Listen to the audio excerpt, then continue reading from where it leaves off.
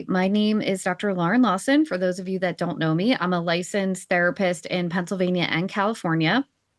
And I help therapists, mental health professionals, wellness professionals build nonprofit therapy practices that are actually legally compliant. So we're going to spend the next 60 minutes or so together, and you're going to walk away with two things that you can put on your calendar this week to like actually get you going with starting the nonprofit. So before we start, I always ask people to sit with something that every month a therapist waits to launch a structure that they were called, that they feel like they were internally called to build. Four things end up happening that I see every time they wait. A grant cycle ends up closing, a community goes underserved without access, and um, clinicians end up quietly burning out, right? We see that so much in our field. And some partnership with a local community corporation or foundation goes to someone else. So this ends up being the cost of us waiting. And here there's what I see with most clinicians is not a motivation problem, it's a structure problem. So that's where we're going to talk about the most in a lot of my workshops is how to set up the structure the right way the first time. And so I see we have two people live, which is awesome. Love that. So we have looks like Georgia and Massachusetts, right? Boston. So um, we'll keep going. So the biggest lie that therapists are told about nonprofits is this, that you have to choose between your mission and money. And what I really want people to walk away with is that you don't actually have to choose between those two things. We are often taught that money and serving underserved populations cannot coexist at the same time. But I'm here to show you that they can coexist in a structured way that is built up intentionally from the ground up. And I'm going to show you why and how to do that throughout this training. So there are four myths that I hear constantly from therapists thinking about this path, right? The first one is that nonprofits aren't legal for therapists. I want you to know that they are, and that they can also operate alongside private practices if you want them to. And there's ways to set that up so that you're in compliance. And that's what I go into in the workshop on the 27th. So I go into these myths much more in depth. If you're not registered for the May 27th workshop, I'll put that link in the chat so you all can register. Myth number two is that nonprofits can't generate revenue. This is so wrong, so false. And it is a myth that gets passed around a lot. Nonprofit is actually a tax classification. It's not a vow that you'll never make money or that you can't generate revenue. Number three, you can't pay yourself. You absolutely can pay yourself, and you should. So reasonable salaries are required and not optional in a nonprofit. And they can be market rate salaries or even competitive salaries. So what I teach you is how to set that up from the very beginning so that you're not relying on random grants and hope to keep your nonprofit going. The fourth myth is that the board takes control. The truth is that founders get to design the initial board, not the other way around. So we'll end up coming back to that in a minute. Well, and that's in the workbook that I gave you. So if it's not motivation, what is it? It's not about effort. It's really about the structure. And structure is a learnable thing. And that's what we're going to walk through today is how to set up the initial structure of the nonprofit. So this is the framework that I've built, and I use this with every client. It's the therapist nonprofit framework. It has four tiers, and it kind of looks like, Maslow's hierarchy of needs. So if we're looking at it in that framework, formation is the foundation, right? We have to have formation and we have to have governance. Those are the two things that we're going to dive into today. Many people think that they need to start with revenue and they need to get a grant and money before they can start this, and that's the wrong order.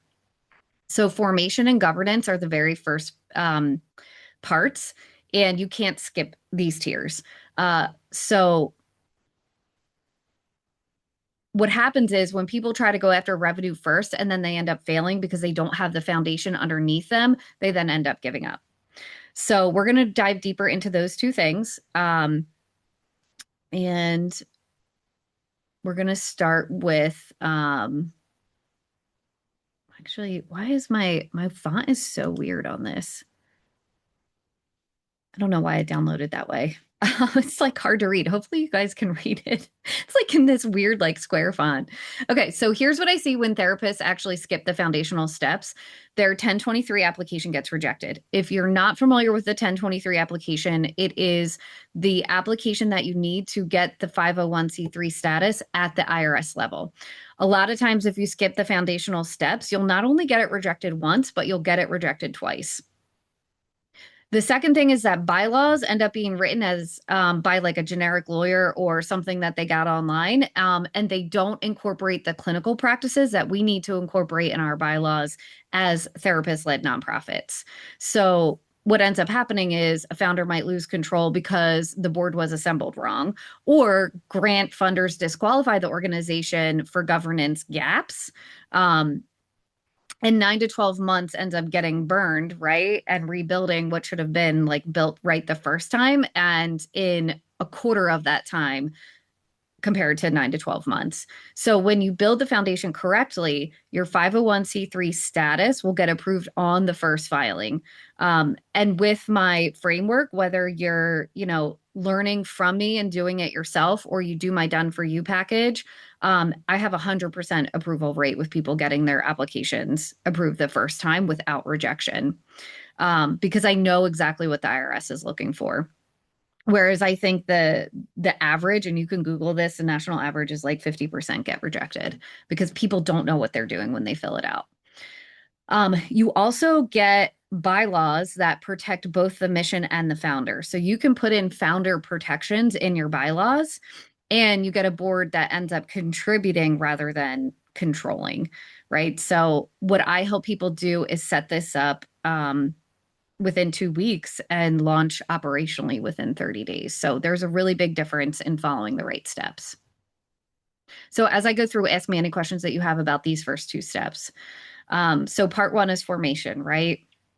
We'll cover what it actually is, the 5 building blocks to your foundation, where therapists end up getting trapped in and lose 6 months of time. And then we'll do like a little exercise together, or you can take and do this exercise on your own if you have like a time crunch. So formation is not just paperwork. It is the moment where you decide who you're going to serve, why you're going to serve them, and how. That's what we got to start with when we start with building a nonprofit. So there's 2 halves to that. There's definition and documentation. Definition is the clinical and community claim that you're making to the public. So your mission, your population, your theory of change, right? And this does not have to be like your theory of change can be anything and everything that could include someone's wellness, right? It's not like this has to be some, what's the word I'm looking for? Evidence-based practice. This could be anything that you do that improves the wellness of other people. Documentation is what proves your definition on paper. So that is your articles of incorporation, your EIN, the draft of your bylaws, your conflict of interest policy, and the Form 23 that actually reflects who you are. So both those halves have to match in order for the IRS to approve you. If your mission says you serve veterans and your bylaws says, you serve children, the IRS is going to see that and catch that. And that's why it's really important not to use some generalized template for your bylaws. And it happens more often than you think. Any questions about this piece before we keep going? All right, cool. All right, so let's dive into the 5 building blocks in this order. So first one is mission and population. So clinically specific, names of real communities. Number 2 is legal name and your state. So your mission has to come first, then your legal name and state. And you'd be surprised at how many people skip the name availability search. So don't skip that. And here's the thing that I always say about the name. Don't make it cute. Don't make it hard to spell. Make it something that is simple, easy to remember, and that is not overcomplicated. because you want people to be able to remember your nonprofit. You want them to be able to easily recall it. Um, and then any unique programs that you have under the nonprofit umbrella can then have like the cute names or the names that of specific programs that you want. So hopefully that makes sense. You want the nonprofit to be simple. Let's see, where is my toolbar here? Okay. Where are we at here? So the third one is articles of incorporation. This is where your 501c3 language lives, but it's not your 501c3 application. It's the formation at the state level. This needs to include your dissolution clause. So if you're not familiar with a dissolution clause, a nonprofit, if they decide to close the nonprofit, all the assets of the nonprofit have to be donated to another nonprofit. If that is not in your articles, you're going to get disapproved at the state level. And that'll also be in your application with the IRS. You do need to have a conflict of interest policy. The IRS is really big on transparency and any conflicts of interest. Just because there is a conflict doesn't mean that you can't do it, but you have to disclose the conflict. The fourth one is getting your EIN. This is super easy peasy. A lot of people forget how they got their original EIN. You can just Google EIN IRS and do the application right on the IRS website. It literally takes 5 minutes. Right before this training, I just met with someone else who got my Done For You package, and we did her state application, EIN, IRS application, all on the first call. Like that's how quick some of this takes. So this is your federal tax ID. So even if you're transitioning from a for-profit to a nonprofit, you still need a new business formation and a new EIN. So a lot of people get confused with that. Step 5, this is your 501c3 recognition itself. You can do this at pay.gov. It's the form 1023, which is the long form, and 1023 easy. So the easy is the shorter form. There is a little cheat sheet at the top of the application that you can read through to see if you qualify for the easy. Typically, people who are transitioning their for-profit practice into a nonprofit, if that for-profit has been formed for many years and generates at least 100,000 in revenue, then you have to do the long form 1023. If you're keeping your private practice private and as a for-profit and starting a separate nonprofit, most likely you qualify for the 1023 easy. It just kind of depends on how quickly you get up and running and how much revenue you're going to generate. But if you're starting fresh, then you don't already have assets. Have either of you ever looked into the 1023, or is this new information, all new stuff? Yeah. Soak it in. It's a lot of info that I'm throwing at you, but like watch this training over and over and go and look up the application on the pay.gov website. A lot of you probably already have your pay.gov logins. You don't need to create a separate one. Use the login that you already have. It could be under the same login as your for-profit. Same with your state registration. So you just need to figure out for the building block 5, which application for the IRS you're going to do. And this is it. This is the formation part. Some of it is tedious. The language on the IRS application can be really confusing. And a lot of people are like, oh, I'm going to give up as soon as I read these applications because it scares them, the legal language. So what I try to do is like break down that language so that it's understandable for people and it doesn't scare you away from doing the nonprofit. Because once this part is done, it's done. You don't ever have to go back to it. All right, let's keep going. And the workbook has all this in there if you're simultaneously looking at it. So this is the 5 traps that I see therapists losing momentum. I'm just going to look at the questions here.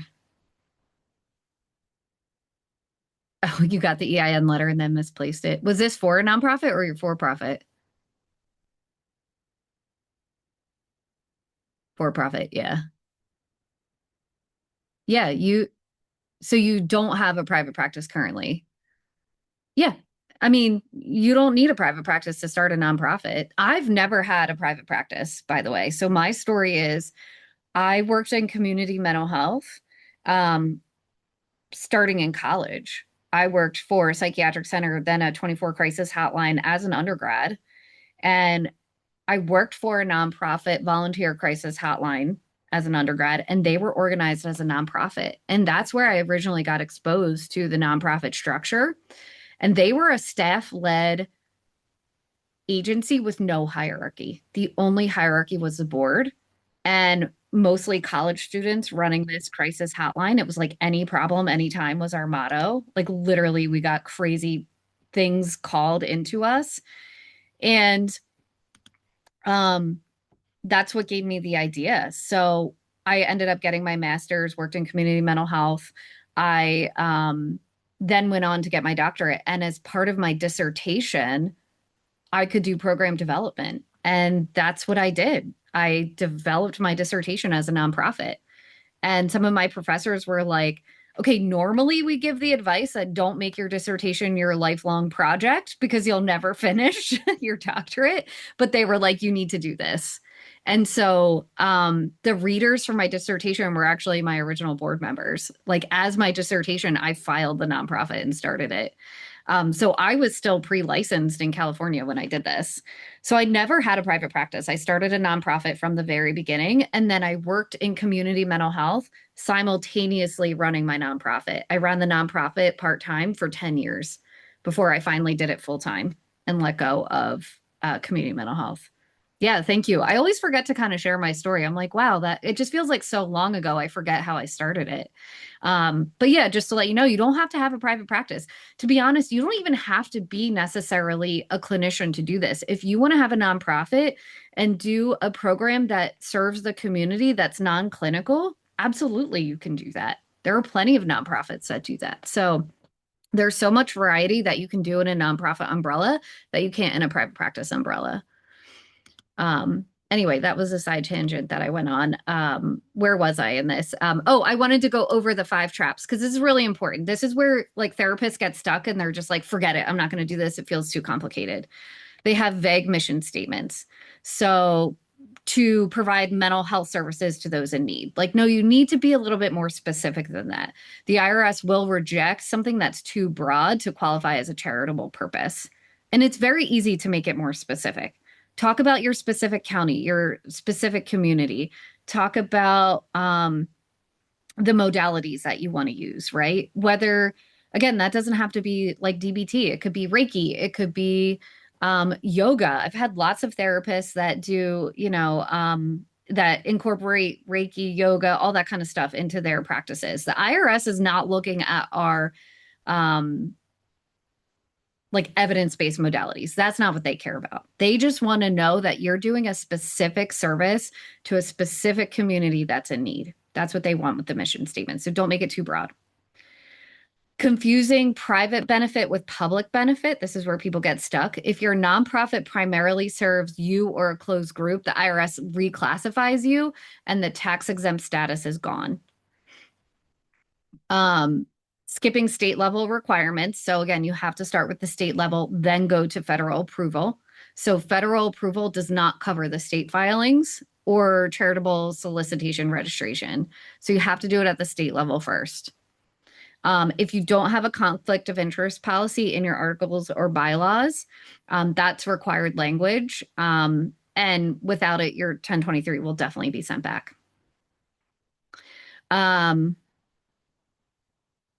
What else was I going to say about this?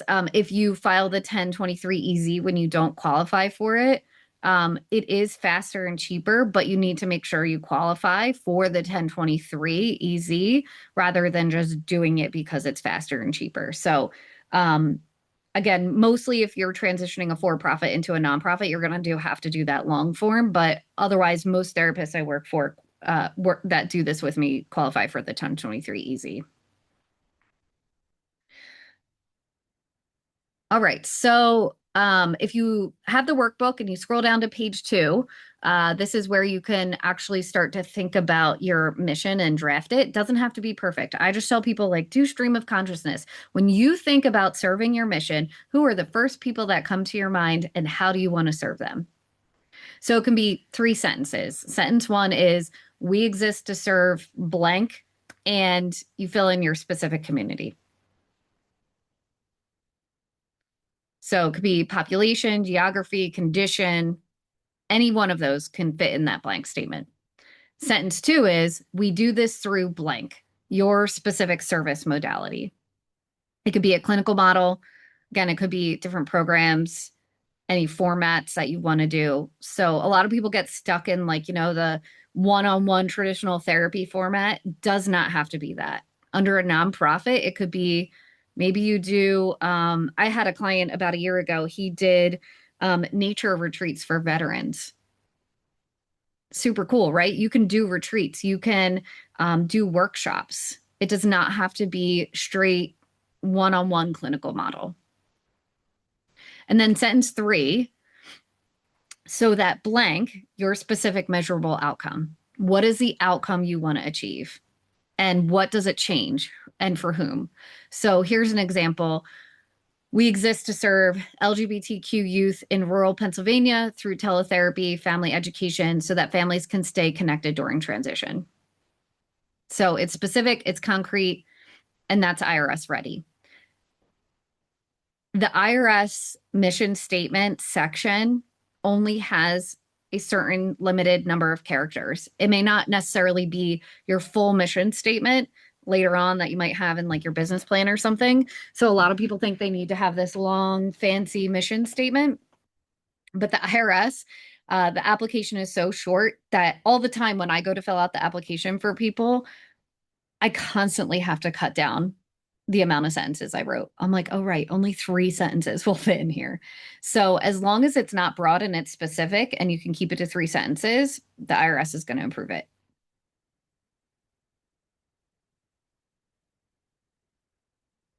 Anyone want to share what mission they're thinking about doing? Yeah, go for it.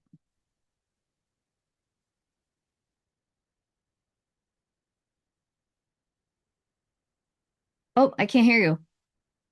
You're unmuted, but your sound's not on for some reason.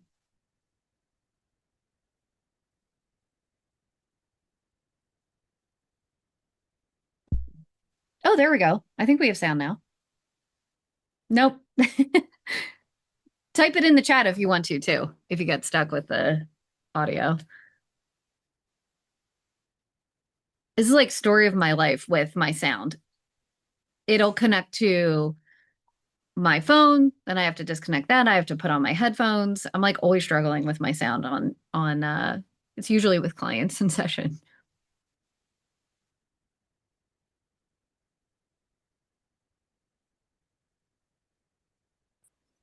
All right. How about now? Yep, you're good now. Yeah. You had to connect the headset. Such a weird creature. All right. So I'm actually trying to create a LICS or a social worker training academy here in Boston. And Really when social workers are done with their school, that they can come get supervision hours and training on the different things. amazing. Yeah. That is really unique. So it wouldn't actually be a clinical program, but it would be related to providing quality clinical care. And I really like that because, as we all know, supervision is not always affordable and accessible, right?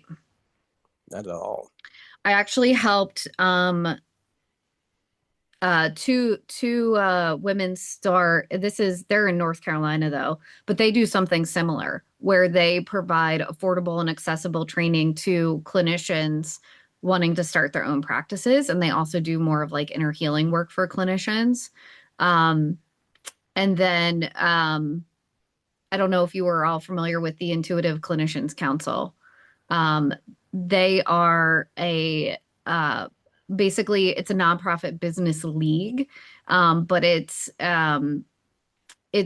kind of like what's it called? Like a membership, like Psychology Today, except for clinicians who are more witchy therapists and clients looking to connect to witchy therapists, right? So more of like the non-traditional type of uh integrations that you might use. Um, so that's Crystal, you're saying that's similar to you too. Yeah. Was that Cool. what was the name of that council? The ICC, I'm gonna see if I can put the website in the chat. Clinicians. Yeah, if you guys aren't part of that membership, there's a free version too.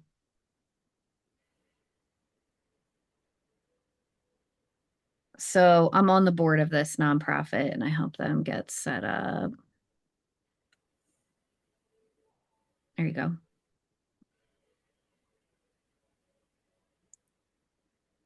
Thank you so much.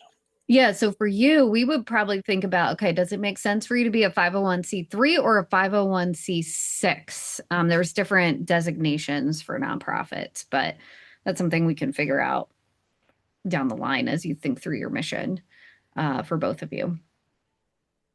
So there's some things in here though, like a little checklist that I created for this training. So 7 things that you can do in the next 7 days. This is on page 3 of the workbook. Um, if you don't have it, you can take a screenshot of this, but I'm also going to post the replay in the group as well, so you can watch it. So I'm going to move on to part 2, just keeping an eye on our time here. So governance. This is after formation. This is the part that most therapists are afraid of. So hopefully you're not going to be by the end of it when we go through it. So governance is not control. Governance is the system that keeps your mission from drifting. That is the point of governance. It does 3 things. It protects the mission so the organization doesn't drift towards whatever pays best. And it satisfies the IRS. You need an independent board, conflict policies, and documented decisions to keep your 501(c)(3). So documented decisions basically looks like when you have a board meeting, you are keeping board meeting minutes and you're documenting decisions that were voted on in that board meeting. So it protects you, the founder, and if it's done right, governance is actually like a lot of freedom. If it's done wrong, it kind of feels like a cage. So I help people set it up right the first time so it feels like freedom. And the thing that I hear from therapists a lot is if I form a nonprofit, I'll lose control of whatever I build. And in my experience, the truth is founders don't lose control. They design the initial board. There's 3 levers that you control before the first board meeting ever happens. So lever 1 is the bylaws. The board does need to vote on the bylaws, but you are drafting the bylaws. And then there's voting thresholds. So there's founder protections that can be written in the bylaws.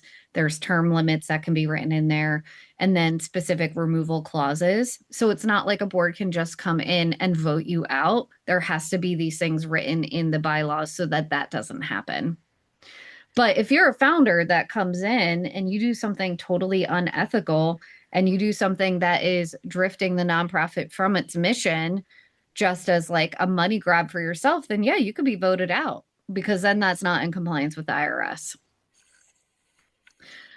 So you write the rules before you recruit anybody, then you recruit them, then you vote on them as a board. And bylaws can change over time. So the board can change and approve the bylaws as the nonprofit grows. So lever 2 is board composition, and that's who sits in the room and what skill each person has in that seat, right? So you choose the seats, you choose the candidates, and then lever 3 is officer roles. So the officer roles, the 3 required ones are chair, treasurer, and secretary. Chair is also known as president. The founder typically serves as the executive director, which is an employed position. That's a W-2 paid position. And the executive director is the person who has operational control. So a board is not in the day-to-day operations. They are there for high-level oversight and to ensure the mission is being carried out. That's what the board does. So the board provides oversight, not management. The CEO provides the management and day-to-day operations. Most people I work with, they want to be the executive director and they want to have a seat on the board, which is totally fine. You can do both. I have had a few people come in who want one or the other, where they want to be on the board, but they don't want to be in that day-to-day operations. And then I've had people prefer to be in day-to-day operations, but they don't want to be on the board. But you can definitely do both. So here's the floor. You need 3 officer roles, and this is required by most states. So you need 3 people, including yourself, on the board: a chair, treasurer, secretary. There can be additional people on the board, but I always recommend just starting out with 3, because if you start out with like 10 people, you're going to get too many cooks in the kitchen. It just gets complicated. You really don't want a big board unless you have a big nonprofit. So keep it small and manageable. The chair presides over the meetings, sets the agenda, runs the votes. The treasurer oversees the finances. They're not the bookkeeper, so don't get that confused. They oversee the finances. They're reviewing like financial reports. They own any auditing things that have to be done if you're over a certain threshold of revenue. And the secretary keeps a record. So the secretary manages like the meeting minutes, the bylaws, the filings typically. They're like the institutional memory kind of. And then there's the IRS independence rule. So majority of your board must be unrelated by blood, marriage, or business. So majority of the board, not all of the board. So if you have 3 board members and 2 are married, the IRS is not going to like that.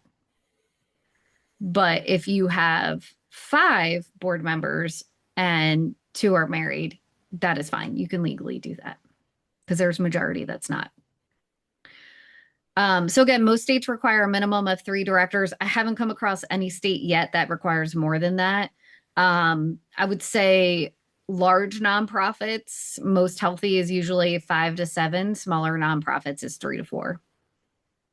My board has 4 members. So let's talk about who not to put on your board. Again, you don't want to put your spouse if you are only going to have 3 board members. Not your business partner unless you're going to have more than 3. A lot of people end up doing business partners if they're transitioning from a for-profit to a nonprofit.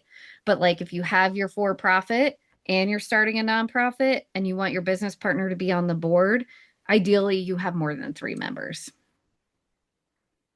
So conflict of interest on every contract decision. So that's the reason why you want to have a conflict of interest disclosure form in case you have a for-profit and like your business partner serves on your board as well, right? Ideally, you don't want like your 3 best therapist friends on your nonprofit board. If that's all you have in the beginning, that's fine. But ideally, you want people who have different brains than you. And if your best friends have different brains than you, then that's great. But if you were all gonna do the same thing and not challenge each other, then ideally you don't want that. But sometimes we got to have on there who we have available until we get going and get more people interested. You don't really want someone who's going to say yes to everything.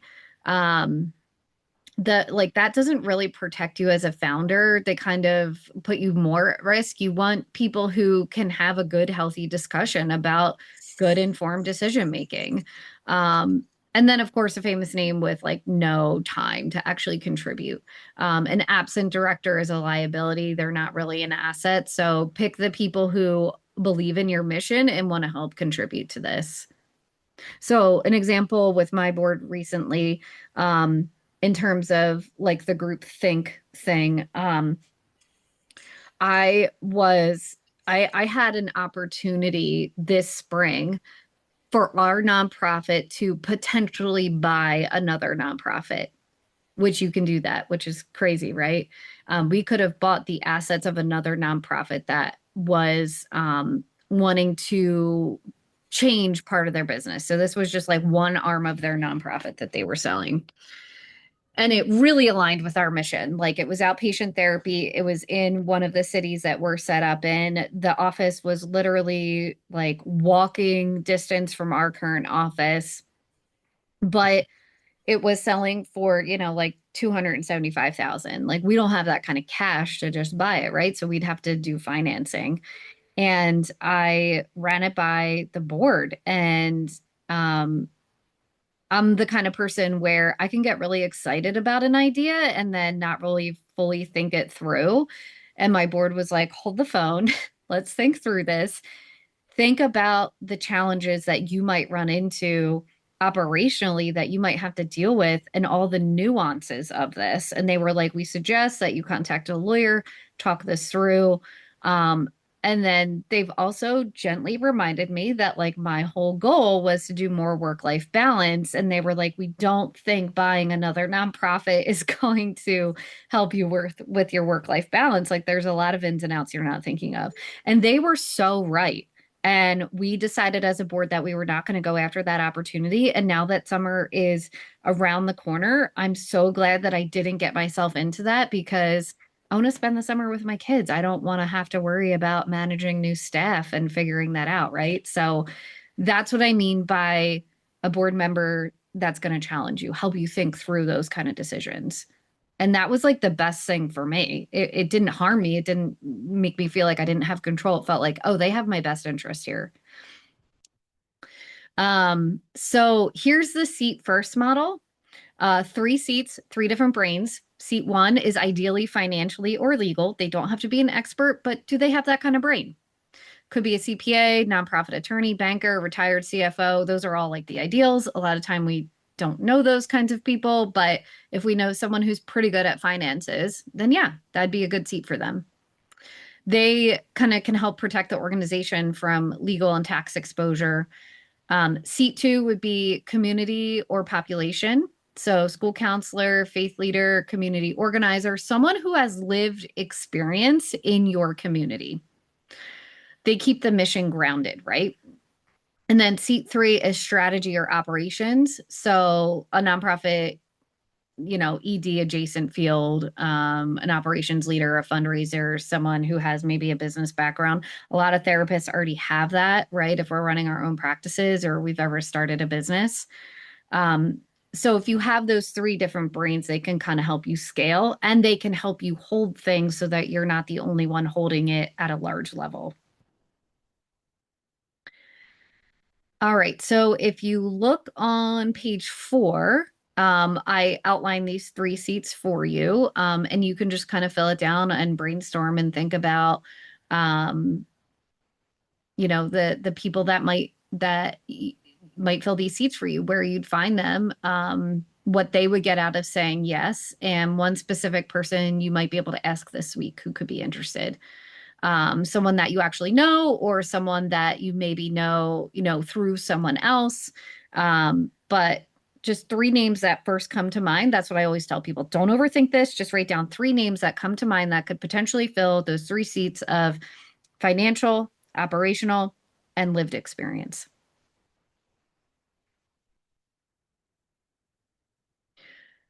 So I wanted to show you for actually nonprofits that I've helped get off the ground. And they're all have different kind of setups here. So Hope for the Journey, this is a trauma focused nonprofit in Texas. They were a for-profit that was generating over 800,000 in revenue, but couldn't access funding streams as a private practice that they wanted to be able to serve underserved communities. So I helped them transition in early 2025, and now they're fully up and running as a nonprofit. Well Within Counseling Center, this was more of like a solo practitioner. She was working in with veterans, and so she wanted to start her own nonprofit in Virginia. She's a licensed psychologist. Her name is Katie Rhodes. And so we started Well Within Counseling, and she serves first responders, veterans, and other people in the community who kind of have that frontline trauma experience, whether they're EMTs or whatever. And then Center for Resilient Beginnings. This was super cool. I'm blanking on what state she's in. Did I put the state in here? Um, no. Gosh, what is she in? I want to somewhere in the South. But anyway, her nonprofit focused on the early attachment between infants and caregivers. And it wasn't just through therapy, it was through different types of workshops and models that I had never heard of. Super cool. So all of these have been approved and they're now operational. Oh, and then I forgot about Harrison Psychological Services. This is a clinician in Georgia and Wisconsin, so two dually operated states.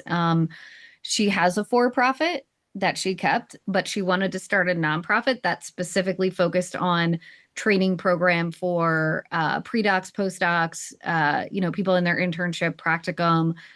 So we kind of built Harrison Psychological Services around like a training institute as a nonprofit in those two states. So super cool stuff.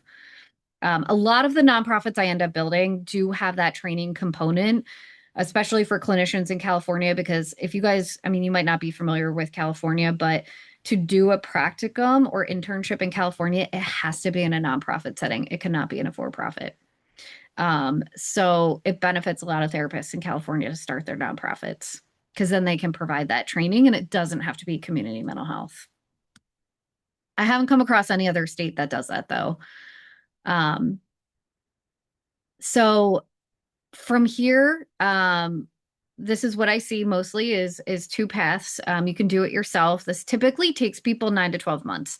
And if that's the time that you need to do this, that's perfectly fine. Some people are like, I need to sit on this. I really need to make sure this is a good fit for me. I want to take my time with it.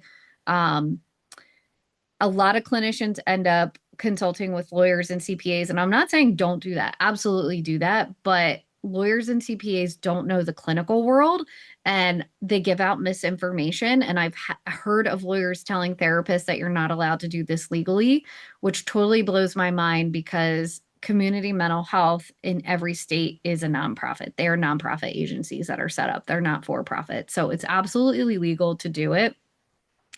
And if you do it yourself, there's, more room for like IRS rejections and more money spent and all that kind of stuff. Um, the other path that you can choose is to get it done in 2 weeks. So this is my done for you package that I offer people.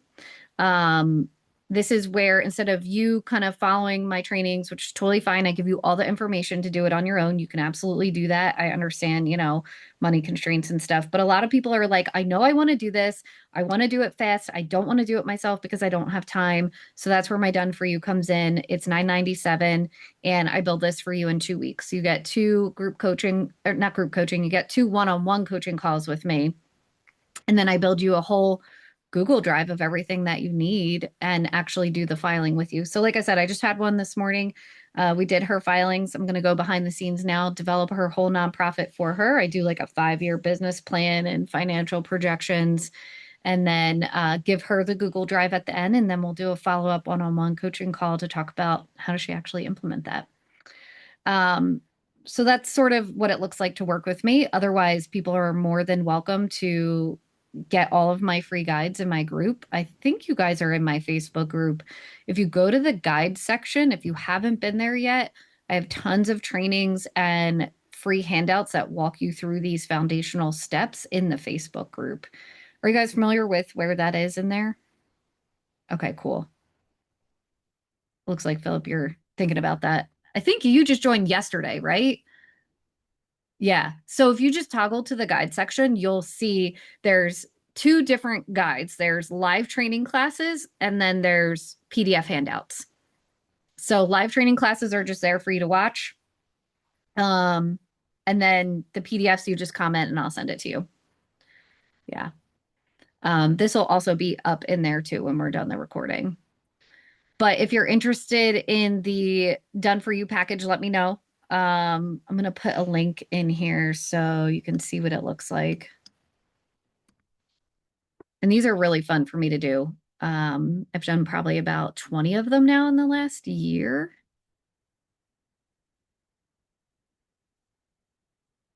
Ah, And I also offer not three, free 30-minute consult calls. So if you're like, I don't know if I want to do this or not, we can just meet one-on-one and chat about it. So let me put that link in the chat too, just in case you're interested in that. And then, like I said, I'm doing a longer workshop that's more of like a high level overview of nonprofits on May 27th. Where's my link here for the consults? But yeah, I can open it up now if anyone has any questions off the bat. Happy to answer anything or share more about my nonprofit. I believe in like full transparency with that. So I'm an open book when it comes to answering questions. Okay. Hey, Dr. Lawson, thank you so much for just always being in here. I've learned so much from you. It's amazing. And we did chat that one little time and you said, "Okay, let me ask you, why are you choosing for profit?" And so I'm a peer and a master level clinician. So I'm trying to get my license. Actually have the test on May 6th. Ooh, Um, congrats. yeah, and that's a lot. That's Yeah, yeah, stressful and exciting all at the same time. Um, totally. and I think because of working with a peer she's got many of her own foundations, and she said, "Why are you not doing profit?" So in my mind, I'm like, "Why am I not doing profit?" So, but I think she doesn't understand that you get paid for nonprofit, and she's not a Yeah, clinician, and she doesn't. yeah, So I pulled back, and I was like, "Wait a minute, wait a minute. I've been listening to Dr. Lawson for a little bit.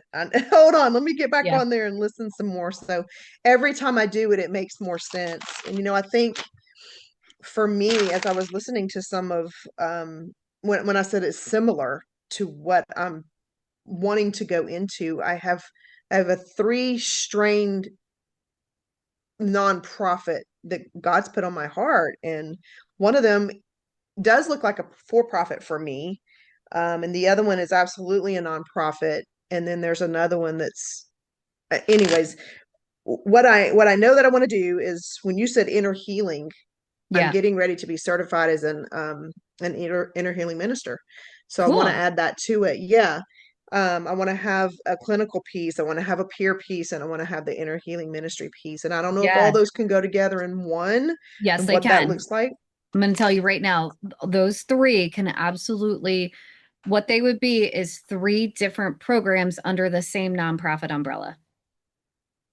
Just right off the bat, I would not make any of those for profit. This is when I tell people to do a for profit versus a nonprofit. This business that I run, where I coach you guys or people do my done for you, that's a for profit business. It's very specific to therapists. It's not giving access to underserved communities. Like, yeah, clinicians might be underserved to a certain degree, but like my price is my price, right? The done for you is $9.97, whether people think that's affordable or not. That is what it is. Whereas my nonprofit is a therapy outpatient practice where we serve underserved communities. We take Medicaid, we offer sliding scale, we go after grants. It's not to a very specific population where other people can't access it, right?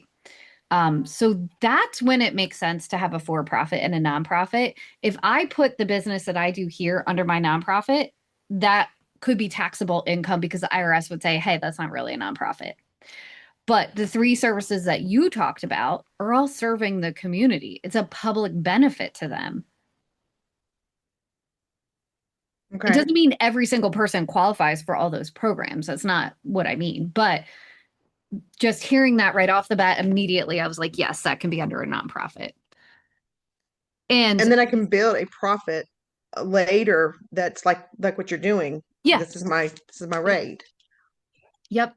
If you want to run two businesses, that's why I always tell people like if it can fit under the nonprofit model, don't run two businesses. It's annoying. Do I love it? Would I change it? No. But it is a lot of work to run two businesses.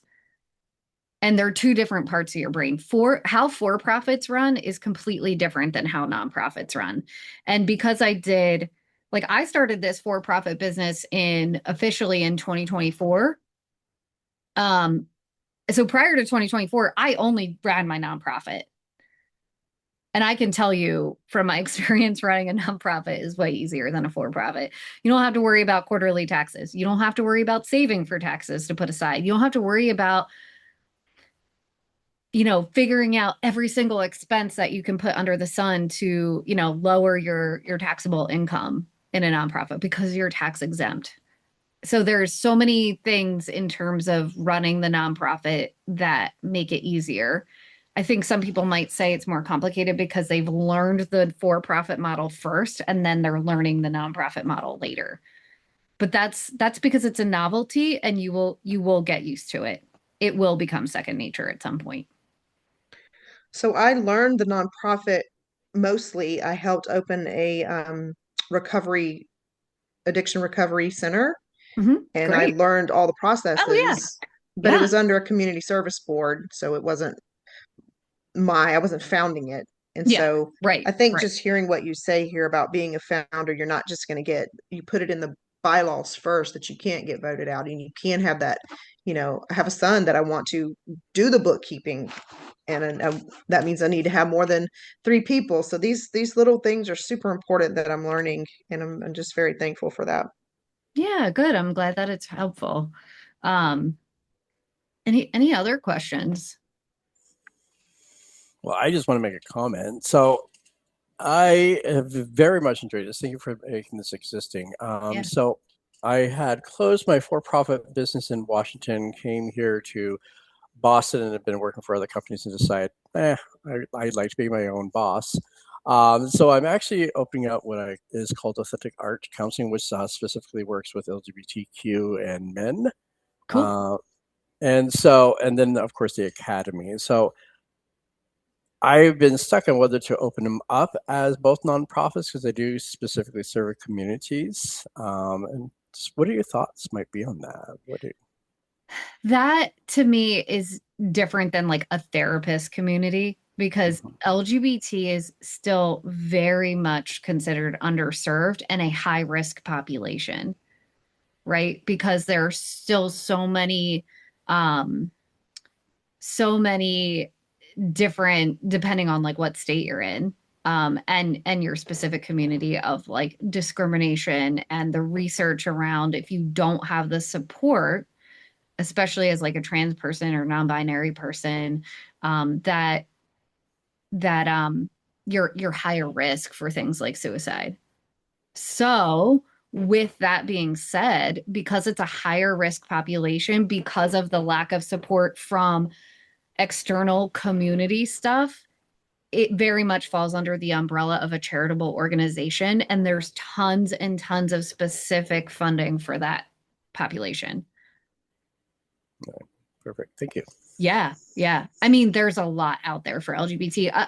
So part of my nonprofit is I mean, we've expanded now our mission, but like we started um, out serving specifically and only the LGBT population. And that's still very much a huge part of our mission, especially in the community that we're in Pennsylvania.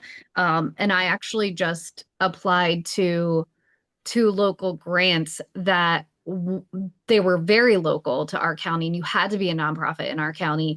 And part of the money that they were giving away was specific to the LGBT population. You kind of needed to like prove that, that's the population that you served. So, I know I said earlier that like if you're serving only a specific population, it doesn't count, but like that it depends on if that counts as a underserved population. Hopefully that makes sense and answers your question. So I would say yes, absolutely qualifies as a nonprofit. Okay. Yeah. Yeah. And lots of money out there for that. Lots of grant money. So Uh, much need. so much need. Yeah. Yeah. Um, and peer services, Crystal, I know you talked about peer services. Peer services, I feel like is underutilized. And there is grant money out there for peer services, but there's also county contracts out there for peer services. And I can't remember if I mentioned that when we talked, but county contracts are basically, especially for peer services, something called program funded services. So, you know how like regular outpatient therapy is really fee for service? They pay us a fee, we provide a service. contracts that are program funded is basically saying, okay, the county has identified that there's a lack of peer services for, let's say, specifically people in recovery from addiction. They've identified that as a need in the county. They've already done the needs assessment, and they have decided that they're going to put aside X amount of money to give to a provider to provide these peer services. And so it basically means the county's going to pay for that program. So a lot of times, rather than a peer having an hourly rate, they have a salary that the county pays for, and then basically they'll say, okay, we'll give you $100,000 a year for your contract.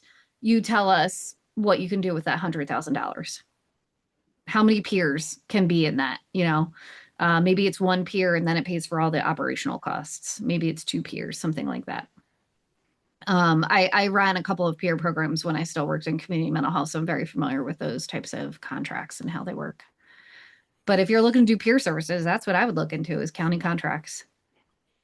Absolutely. And I do know that there's a lot here in Georgia for that. I just don't know. And I'm connected, so I just need to look into it a little more. I Yeah. want to add that in as part of it. And heard you say something about training institutions. We have a lack in my area of spaces and training and free training for peers and for clinicians.